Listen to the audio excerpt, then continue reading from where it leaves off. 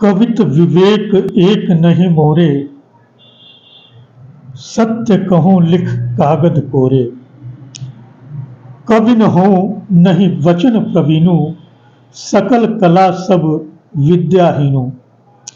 तुलसीदास जी ने ये दोहा खूब कहा है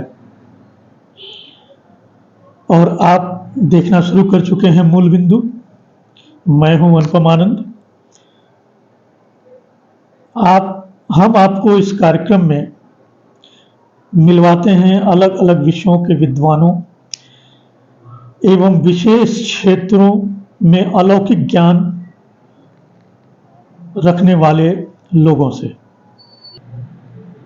और इसी क्रम में आज हमारे साथ हैं पंडित आकाश विजय त्रिपाठी जी, और हम आपका इस कार्यक्रम में स्वागत करते हैं। जय जय सीताराम। आप श्री सीताराम ज्योतिष परामर्श केंद्र नामक संस्था द्वारा अपनी सेवा प्रदान करते हैं इस जिले को। श्री राम जन्मभूमि का जीर्णोद्धार होने के उपरांत प्राण प्रतिष्ठा होने जा रही है, या यूं कहें कि हो रही है। इसी क्रम में यह कार्यक्रम कुछ ज्ञान अर्जित करने की कोशिश है। तो आइए हम पंडित जी से इस संबंध में कुछ प्रश्न करते हैं। पहला प्रश्न तो यही है कि जो मैंने अभी संत तुलसीदास जी का एक दोहा पढ़ा था, उसका उत्तर जानते हैं।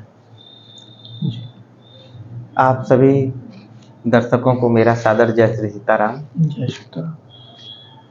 प्रभु देखिए, जो अभी आपने दोहा पढ़ा उसका उत्तर मैं एक और चौपाई से देता हूँ। जो इच्छा करी हो मन माही, राम कृपा कछु दुर्लभ नाहि। गोस्वामी तुलसीदास जी ने जब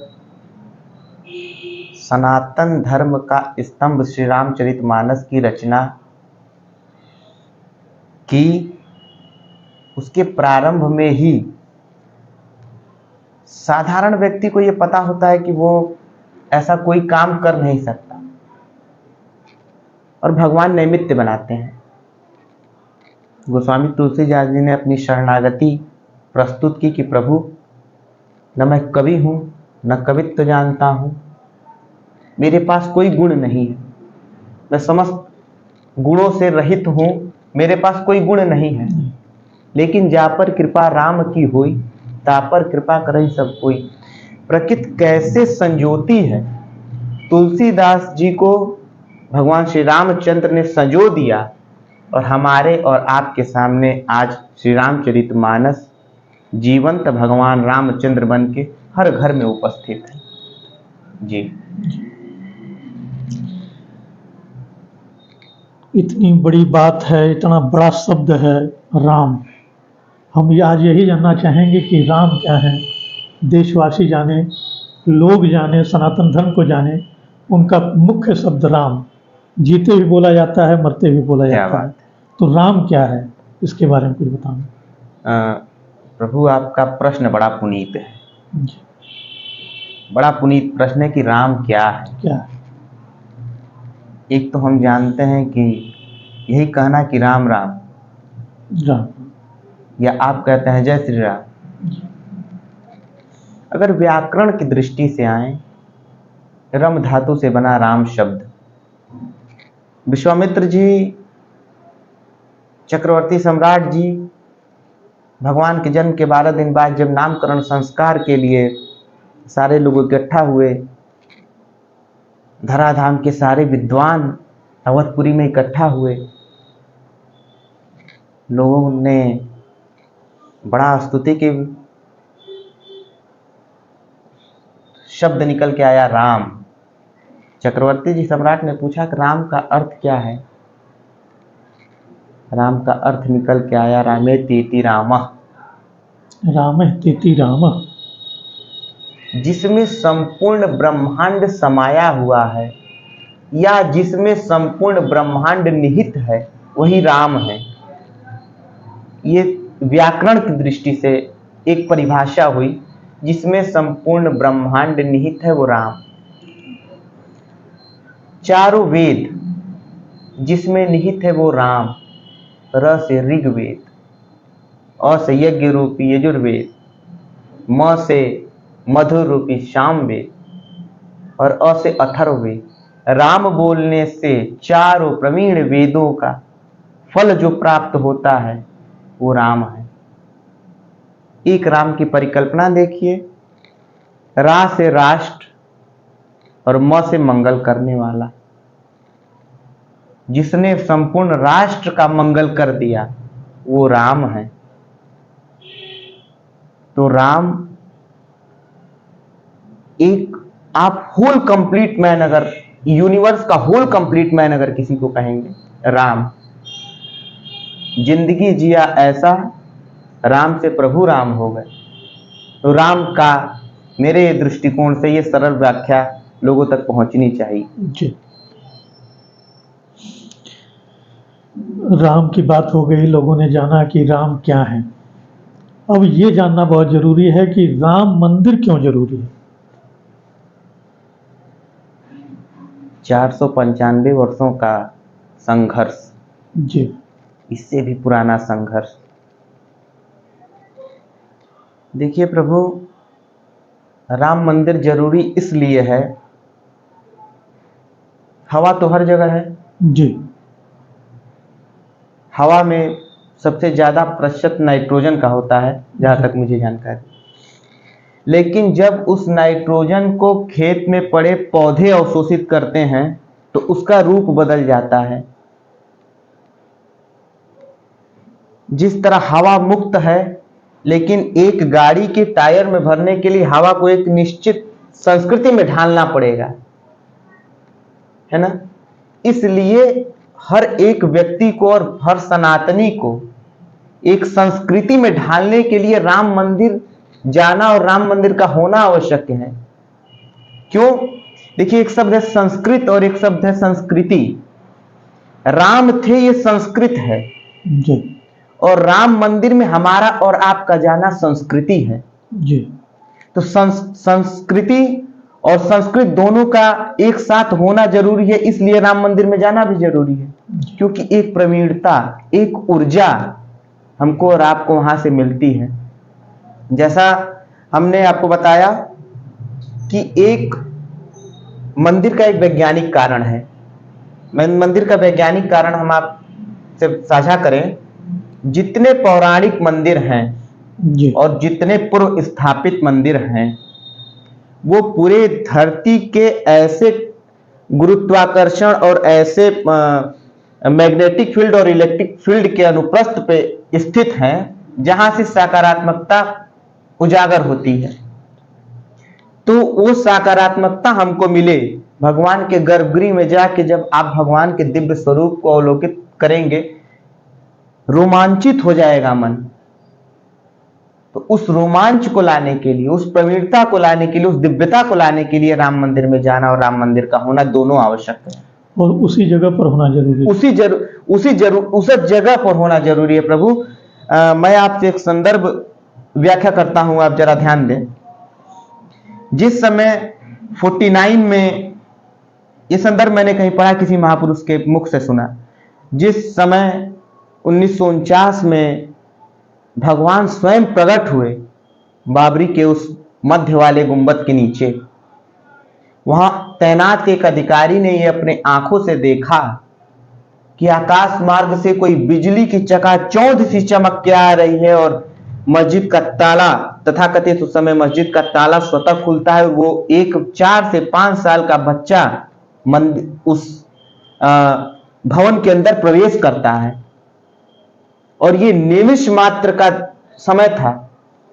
उस व्यक्ति की आंखें झपकती है और उठती है, उतने देर में उसको जय श्री राम और भय प्रकट कृपाला दीन दयाल का स्वर कानों में सुनाई देता है और देखता है कि वहां सैकड़ों में लोग हैं और वहां एक मूर्ति है और वो लोग भगवान का प्राकट्य उत्सव मना रहे हैं। तो ये मैंने जो बताया वैज्ञानिक कारण और चुंबकीय क्षेत्र और वैद्युतीय क्षेत्र का जो कटान बिंदु है, उस जगह पे होना रामलला का आवश्यक है, जो आज हमारा और आपका स्वप्न साकार होते दिख रहा है। राम मंदिर जरूरी क्यों, ये तो समझ में आया। आगे कुछ लोग ये भी जानना चाहेंगे कि राम मंदिर का इतिहास क्या है, क्यों वहीं जरूरी है, क्यों वहीं बनना चाहिए। ये तो आपने बता दिया क्यों वहीं बनना चाहिए, लेकिन उसका इतिहास क्या रहा है। पूरे विश्व की कोई ऐसी सभ्यता जी जितनी हम लोगों ने थोड़ी बहुत पढ़ी, मिस्र की सभ्यता, मेसोपोटामिया की सभ्यता, ईरान की सभ्यता और पूरे विश्व की कहां की सभ्यता, कोई बचा नहीं, कोई बचा नहीं। हम बचे, इसका कारण है, एक शब्द आता है गजवाए हिंद, बड़ा ही प्रचलित शब्द है। बड़ा ध्यान देने योग्य बात है कि गजवाए हिंद क्यों, और कुछ क्यों नहीं। प्रभु देखिए, भारत पूरे दुनिया का दिल है, आत्मा है, ठीक है ना। पूरे दिल और आत्मा पर जिसका काबू हो जाएगा वो पूरे संसार पे काबू कर लेगा। इतिहास बहुत पुराना है राम का। राम से 39 वर्ष पूर्व और 39 वंश पूर्व और 73 वंश आगे तक का लिखित इतिहास हमारे पास मौजूद है। जी। क्या पूरे धरती पर किसी के पास इतनी लंबी वंशावली है? राम के जन्म से, राम के वंश से 39 वर्ष पूर्व और 73 वर्ष आगे तक का इतिहास लिखित रूप से हमारे पास मौजूद है। और उस राम के अस्तित्व पर, राम जन्मभूमि के इतिहास पर हम और आप बात कर रहे हैं। जी। लौकिक इतिहास तो यह है कि कभी अयोध्या दिव्य हुआ करती थी, भगवान ने सरजू जी के माध्यम से साकेत को गमन किया जी। और उसके कुछ दिनों बाद तक अयोध्या होता है। हमारे आपके घर अतिथि आते हैं, चले जाते हैं तो घर सूना हो जाता है। यही अयोध्या में भी हुआ, लेकिन अयोध्या पुनः बसी और अयोध्या अपने दिव्यता को भी प्राप्त थी। प्रभु, आक्रमणकारी न आए होते तो बड़ा दिव्य होता। 1528 के आसपास बाबर का सिपह सालार मीर बाकी, मैं एक दिन इतिहास पढ़ रहा था तो उसमें देखा 1,70,75,000 हिंदू उस क्षेत्र के, अगल बगल क्षेत्र के और जगह के सारे हिंदू, रजवाड़े, ब्राह्मण, जिस को भी उसमें युद्ध करने का मौका मिला। मैंने तो यहां तक पढ़ा कि 300 स्त्रियों के साथ एक महिला ने वहां युद्ध किया था।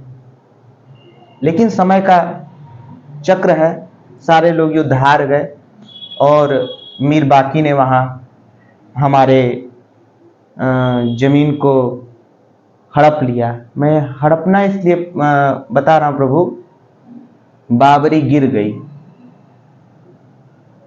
ना, बाबरी तो हड़पी थी, हम लोगों ने तो मुक्त कराई ना जी।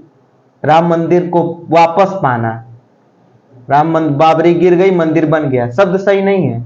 बाबरी, उसका निचला हिस्सा जो है वो तो मेरा था।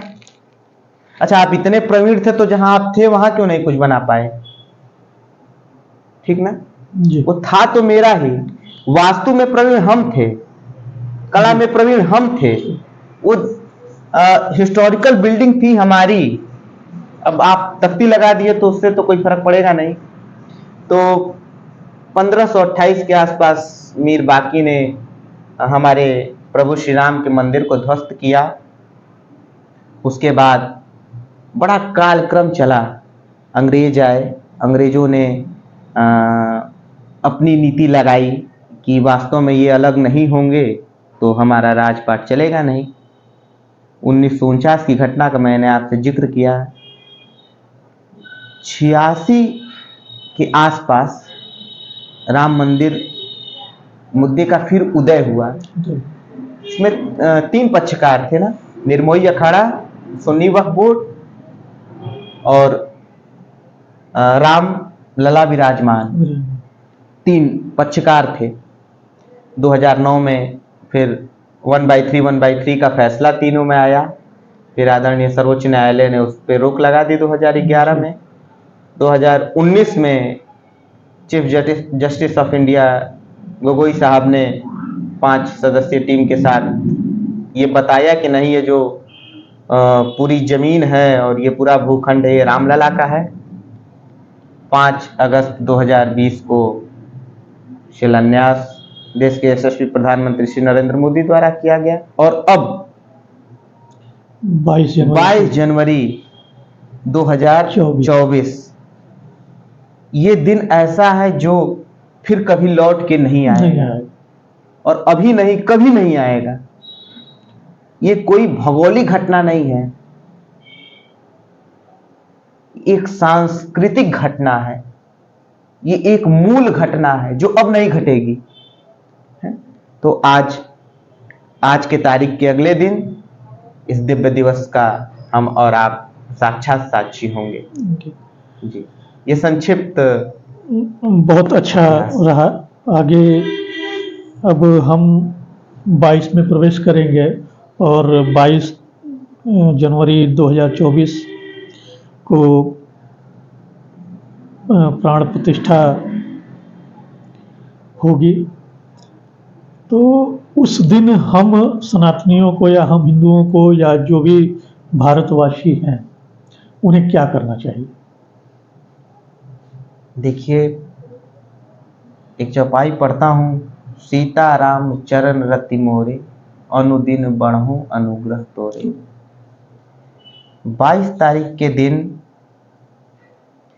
22 तारीख का दिन जो आपने हमसे पूछा, ये हर मानव के जीवन का पहला और अंतिम अवसर है। जी, संसार की समस्त शक्तियां एक जगह समाविष्ट होंगी। 8 सिद्धियां 9 निधियां एक जगह समाविष्ट होंगी, और हम और आप भगवान को बस देखते रहें, यही पुनीत है, यही पावन है। न कुछ करने की जरूरत है, न कुछ मांगने की जरूरत है, न याचक बनने की आवश्यकता है।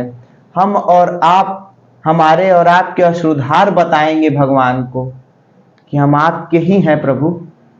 और लौकिक दृष्टिकोण से आप जितनी खुशियां मना सकते हैं, आप दिया जला सकते हैं, आप अखंड रामायण का पाठ कर सकते हैं, आप श्री सुंदरकांड का पाठ कर सकते हैं, आप राम नाम का जप कर सकते हैं। आप किसी भी हिसाब से अपने आप को भगवान में बना के रखें। आप इस कार्यक्रम में आए और इतनी सुंदर बातें बताई आपने राम के बारे में, राम मंदिर के बारे में, राम जन्मभूमि के बारे में, और हमें प्राण प्रतिष्ठा के दिन क्या करना चाहिए। आपका सहृदय बहुत बहुत धन्यवाद। सादर जय।